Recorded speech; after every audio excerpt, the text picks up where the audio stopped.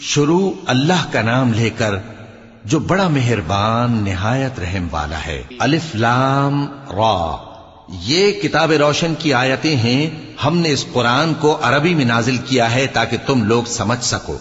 اے پیغمبر، ہم اس قرآن کے ذریعے سے جو ہم نے تمہاری طرف بھیجا ہے تمہیں ایک نہایت اچھا قصہ سناتے ہیں، اور تم اس سے پہلے بے خبر تھے۔